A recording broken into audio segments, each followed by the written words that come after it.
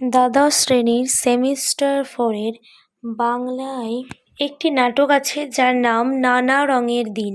এটি লিখেছেন অজিতেশ বন্দ্যোপাধ্যায়। আজকে আমরা এই নানা রঙের দিন নাটকটিকে পড়ব। তো প্রথমে আমরা লেখকের পরিচিতিটা দেখে নিই। অজিতেশ বন্দ্যোপাধ্যায় জন্মগ্রহণ করেছিলেন 1933 খ্রিস্টাব্দে 30শে সেপ্টেম্বর। পিতার নাম ভুবনমোহন বন্দ্যোপাধ্যায় এবং মাতার নাম লক্ষ্মীরানী বন্দ্যোপাধ্যায়। তিনি মৃত্যুবরণ করেন 1983 খ্রিস্টাব্দে 13ই অক্টোবর। তিনি পেশায় ছিলেন নাট্যকার, অভিনেতা, নাট্য পরিচালক, শিক্ষক এবং তিনি পুলিশও ছিলেন। এরপরে আমরা এই নাটকটির উৎসটা দেখব। অজিতেশ বন্দ্যোপাধ্যায় নানা রঙের দিন নাটকটি রুশ কথাসাহিত্যিক এবং নাট্যকার আন্তন চেখভের সোয়ান সং নাটকের অনুপ্রেরণায় লিখিত। এটি একটি ভাবানুবাদ তথা রূপান্তর। এটি একটি একাঙ্ক নাটক। এর দৃশ্য সংখ্যা হচ্ছে একটি। পেশাদারী থিয়েটারের একটি ফাঁকা মঞ্চের দৃশ্য। সেখানে প্রবেশ করেন রজনীকান্ত চট্টোপাধ্যায়। তারপর তিনি কালীনাথকে সেখানে আবিষ্কার করেন। নাটকে মুখ্য চরিত্র ছিল দুজন, বৃদ্ধ অভিনেতা রজনীকান্ত চট্টোপাধ্যায় এবং প্রম্পটার কালীনাথ সেন। এছাড়াও প্রত্যক্ষভাবে রামব্রিজ ও একটি মেয়েও আছে। এই নাটকটি আসলে এক প্রবীণ অভিনেতার আত্মোপলব্ধির খাতিয়ান। রজনীকান্ত চট্টোপাধ্যায় এককালের নাটককে ভালোবেসে সবকিছু ছেড়ে নাট্যমঞ্চে যোগ দেন, খ্যাতিমান অভিনেতা হয়ে ওঠেন। কিন্তু বয়সকালে তিনি উপলব্ধি করেন যে আসলে অভিনেতা দর্শকের নিছক আমোদ প্রমোদের উপকরণ ছাড়া আর কিছুই নন। স্টেজের বাইরে তার কোনো সামাজিক অস্তিত্বই নেই। কিন্তু প্রবলভাবে হতাশ হয়ে উঠলেও তিনি আবার প্রম্পটার কালীনাথের সঙ্গে অভিনয়ে মেতে ওঠেন। বোঝেন ও বোঝান শিল্পের মধ্যেই শিল্পী বেঁচে থাকেন। শিল্পকে যে মানুষ ভালোবাসে তার মৃত্যু নেই। শেষ পর্যন্ত এই আশাবাদী ধ্বনিত হয় এই নাটকে। এটি একটি অদ্ভুত রস, হাস্যরস দিয়ে শুরু হলেও এই নাটক করুণ রস ছুঁয়ে গভীর মানবিক রসে দর্শককে উপনীত করে। তো চলো টেক্সটটা পড়ি। নানা রঙের দিন, অজিতেশ বন্দ্যোপাধ্যায়। চরিত্রলিপি। রজনীকান্ত চট্টোপাধ্যায়, ইনি হচ্ছেন বৃদ্ধ অভিনেতা, এনার বয়স 68 বছর। আর আরেকজন আছে কালীনাথ সেন, তিনি হচ্ছেন প্রম্পটার, যার বয়স হচ্ছে 60 বছর। এখানে প্রম্পটার মানে হচ্ছে মঞ্চের পাশে দাঁড়িয়ে যেই ব্যক্তি অভিনেতাদের সংলাপ বলে দিয়ে অভিনয়ে সাহায্য করে তাকেই বলা হয় প্রম্পটার। পেশাদারী থিয়েটারের একটি ফাঁকা মঞ্চ, পিছনে রয়েছে রাত্রে অভিনীত নাটকের অবশিষ্ট দৃশ্যপট, জিনিসপত্র আর যন্ত্রপাতি। মঞ্চের মাঝখানে একটি টুল ওল্টানো রয়েছে। এখন রাত্রি, চারিদিকে অন্ধকার। দিলদারের পোশাক পরে প্রবেশ করেন রজনীকান্ত চট্টোপাধ্যায়। তার হাতে একটা জ্বলন্ত মোমবাতি, হাসছেন তিনি। তার মানে এখানে বোঝাচ্ছে একটা ফাঁকা মঞ্চ, যেখানে রাত্রেবেলায় অভিনয় হয়ে নাটক শেষ হয়ে গেছে এবং তার যে জিনিসপত্র, যন্ত্রপাতি সব কিছুই পড়ে আছে। মঞ্চের মাঝখানে একটা টুলও ওল্টানো রয়েছে, চারিদিকে অন্ধকার। সেখানে রজনীকান্ত চট্টোপাধ্যায় দিলদারের পোশাক পরে প্রবেশ করেন। দিলদার মানে হচ্ছে শাহজাহান নাটকের এক ঐতিহাসিক চরিত্র। রজনীকান্ত হাতে একটি জ্বলন্ত মোমবাতি নিয়ে দাঁড়িয়ে হাসছেন। রজনী: আচ্ছা, ব্যাপারটা কি বলো তো? কি গেরো, ঘুমুলুম তো ঘুমুলুম একেবারে গ্রিন রুমে। এখানে গ্রিন রুম মানে হচ্ছে নাটকের অভিনেতাদের শ্বাসচর্চার ঘর। নাটক কখন শেষ হয়ে গেছে, হল ফাঁকা, শাহজাহান জাহানারা সব পাত্রপাত্রী ভো ভো, আর আমি দিলদার এতক্ষণ পড়ে পড়ে গ্রিন রুমে নাক ডাকছিলুম। এখানে শাহজাহান মানে মুঘল সম্রাট দ্বিজেন্দ্রলাল রায়ের শাহজাহান নাটকের মুখ্য চরিত্র এবং জাহানারা মানে শাহজাহানের কন্যা। ভোর 12টা বেজে গেছে আমার, 12টা বেজে 5। রাত কত হলো কে জানে। এত টানলে কি আর কাণ্ডজ্ঞান থাকে? চেয়ারে পড়েছি আর ঘুম। বাহ বাহ বুढ़ा, अच्छा है क्या क्या होगा तुमसे? कुछ नहीं, बिल्कुल कुछ नहीं, চেঁচিয়ে। তার মানে এখানে এত টানলে কি আর কাণ্ডজ্ঞান থাকে? মানে এখানে রজনীবাবু মদ খেয়েছিলেন এবং মদ খেয়ে চেয়ারের মধ্যেই গ্রিন রুমে ঘুমিয়ে পড়েছিলেন। রামব্রিজ, রামব্রিজ, আরে গেল কোথায় লোকটা? কোথায় ধেনু টেনে পড়ে বেটা রামব্রিজ। এখানে রামব্রিজ হলো গেটম্যান আর ধেনু মানে হচ্ছে দেশি মদ। হতাশ হয়ে পড়েন, টোলটা সোজা করে তার উপরে বসেন, মোমবাতিটাকে মাটিতে রাখেন। চারিদিকে নিঝুম, খালি আমার গলাটাই ঘুরে ফিরে কানে বাজছে আমার। কেমন যেন ভয় ভয় লাগছে। কাল রাতেও ঠিক একই ব্যাপার, মদ গিলে গ্রিন রুমে পড়েছিলুম। রামব্রিজে ঘুম থেকে তুলে ট্যাক্সকে ডেকে দিয়েছিল, তার দরুন আজ সন্ধ্যাবেলায় নগদ 3টে টাকা বকশ দিলুম ওকে। আর তার ফল হলো কি না, সেই টাকায় তিনি নিজেই আজকে মদ গিলে কোথায় পড়ে আছেন, নিঘাত মেইন গেটে তালা পড়ে গেছে। আচ্ছা, পাগলের পাল্লায় পড়া গেছে, যাই হোক, মাথা ঝাঁকিয়ে। তার মানে এখানে রজনীবাবু ঠিক এর আগের দিনও রাত্রেবেলায় গ্রিন রুমেই ঘুমিয়ে পড়েছিল এবং এইখানে এই গেটম্যান রামব্রিজই তাকে ঘুম থেকে তুলে ট্যাক্সকে ডেকে দিয়েছিল এবং তার দরুন তিনি আজ সন্ধ্যাবেলায় তাকে 3টে টাকা বকশিস দিয়েছিল। কিন্তু তার ফল কী হয়েছিল না, রামব্রিজ সেই টাকাতেই মদ কিনে নিজেই খেয়ে কোথায় পড়ে আছে তার কোনো ঠিক নেই। উফ, আজ রাতে কতটা গিলেছি। মাতালের এই হচ্ছে বিপদ, ছাড়বো বললে ছাড়ার নেই। আরে বাবা, দিলুম তোকে বকশিস দিলুম না, উনি আবার সেই আনন্দেই আমাকে 1.5 বোতল খাইয়ে গেলেন। একেবারে রামধেনু। উফ, বুকের ভিতরটা থরথর করে কাঁপছে যে, মুখের ভিতরটা যেন অডিটোরিয়াম। ইন্টারভ্যালের সব দর্শকরা হাঁটাহাঁটি লাগিয়ে দিয়েছে।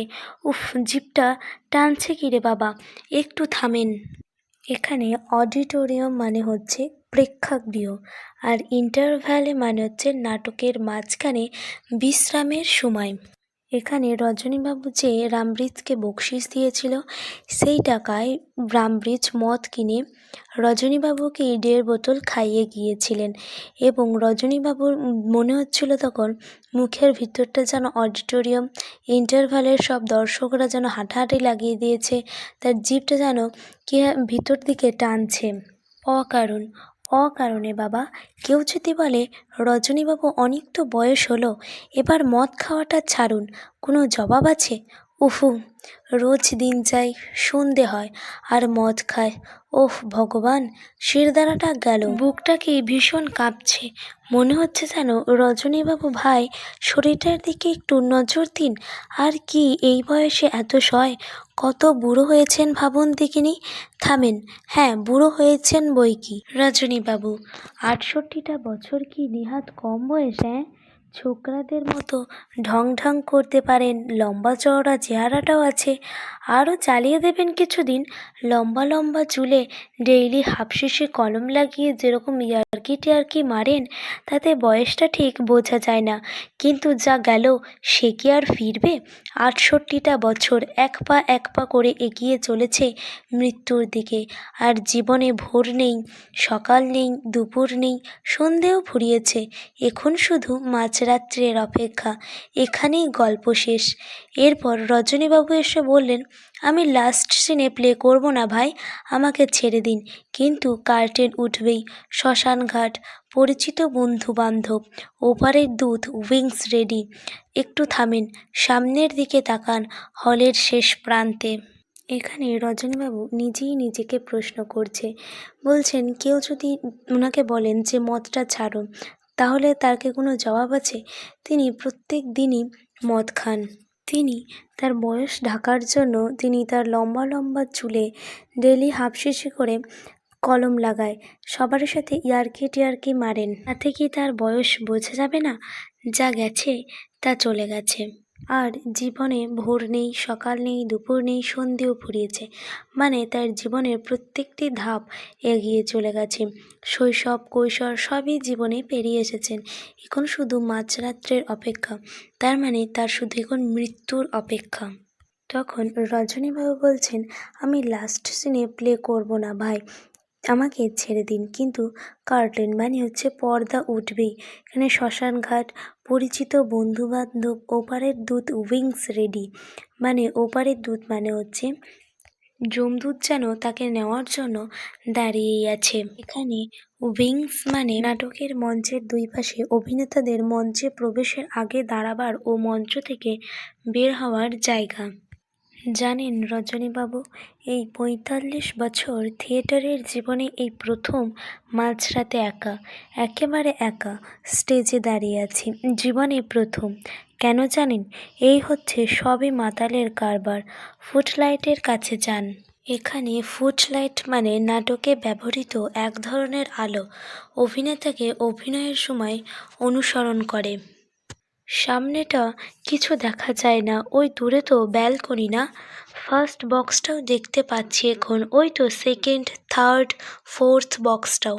সব গভীর অন্ধকারে ডুবে আছে। সব মিলিয়ে যেন একটা শ্মশান।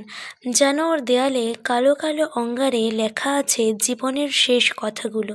কত নড়াচড়া, কত উদ্বেগ, কত প্রেম, কত মায়া।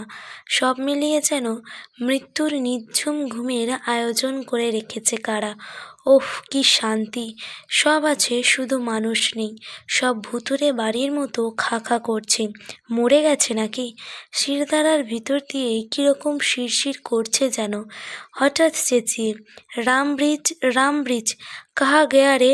ওহ, এই মাঝরাতে একা একা কী সব মৃত্যু, শ্মশান আবোল তাবোল ভাবছি। হবে না কেন?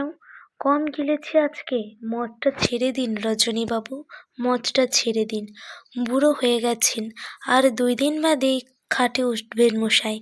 ধরুন আপনার মতো বয়স হয়েছে যাদের ৬৮টা বছর, তারা সময় মতো মাপজোপ করে খাওয়া দাওয়া করে, সকাল সন্ধে বেড়াতে যান, সন্ধেবেলায় কীর্তন টেত্তন শোনেন, ভগবানের নাম করেন।